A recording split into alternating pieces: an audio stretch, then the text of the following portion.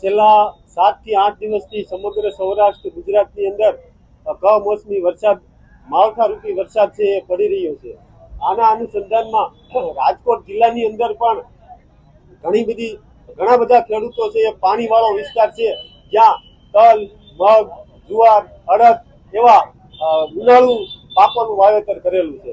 આ ઉનાળુ પાકોની અંદર તૈયાર પાકો છે, જેવા કે અત્યારે તલ છે એ પાકવાની તૈયારી છે, મગ છે એ પાકવાની તૈયારી છે, અડદ છે એ પાકવાની તૈયારી છે, જુવાર છે એ પાકવાની તૈયારી છે। આ સમય દરમિયાન કમોસમી વરસાદ એટલે કે માવઠું પડતા આ ખેડૂતોની હાલત છે એ દયનીય થઈ છે। એટલે કે 70 થી 80% પાક છે એ નાશ પામ્યો છે, એટલે કે આડો પડી ગયો છે, નુકસાની થઈ છે। તો આના સંદર્ભમાં મેં જિલ્લા વિકાસ અધિકારી સાહેબશ્રીને જાણ કરી અને તારીખ 12 રોજ મેં ખેતીવાડી અધિકારીનો સંપર્ક કર્યો કે ભાઈ આપ તાત્કાલિક ધોરણે આ જે ખેડૂતો છે નુકસાની ગયું છે એનો તાત્કાલિક સર્વે કરો।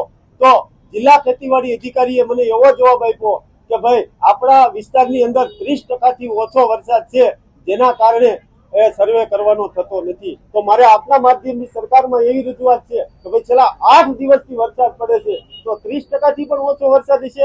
તો મારે આપની સરકારમાં એવી રજૂઆત છે કે જ્યારે આપણે પાક નુકસાનીના સર્વેની વાત કરવી તો આપણને એવું બાનું બતાવે છે કે આપણે 30% થી ઓછો વરસાદ હોવાના કારણે આપણે સહાય છે ચૂકવી શકતા નથી, સર્વે છે એ કરાવી શકતા નથી। આ અગાઉ મેં ગયા વર્ષે વિછિયા પંથકના પીપળી, રેઢુકી, અજમેર ખાસિયા વિસ્તારમાં ઓછો વરસાદ પડતા ત્યાં ખેડૂતો માટે અને પશુપાલકો માટે ઘાસચારાની વ્યવસ્થા માટે અને ખેડૂતોને સહાય માટે મતલબ અછતગ્રસ્ત જાહેર કરવા માટે રજૂઆત કરી હતી। તો ત્યારે એને મને એવું કીધું કે આપણા વિસ્તારની અંદર ખૂબ મોટા પ્રમાણમાં વરસાદ હોવાના કારણે આપણે જે અછત તાલુકોએ જાહેર કરી શકતા નથી। તો સરકારની આ છે એ ખેડૂતો પ્રત્યે બેધારી નીતિ છે। જ્યારે સહાય ચૂકવવાની વાત આવે ત્યારે એ એમ કહે છે કે વરસાદ ઓછો છે, અને અછતગ્રસ્ત જાહેર કરવાની વાત આવે ત્યારે એમ કે વરસાદ છે એ ફૂલ છે। તો આવી બેધારી નીતિ છે, જેના કારણે મારે બીજી પણ એક વાત કરવી છે કે આજનો ખેડૂત છે એ દેવામાં દિવસે ને દિવસે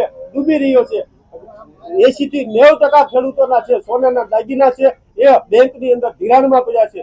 ખેડૂતો દરેક પાકની અંદર વધારેમાં વધારે ધિરાણ લઈ અને દેવામાં ડૂબી રહ્યો છે। તો આ સરકારની બેધારી નીતિ જો આવીને આવી ચાલુ રહેશે તો આવતા દિવસોમાં ખેડૂતોનો છે આપઘાત કરવાનો વારો આવશે।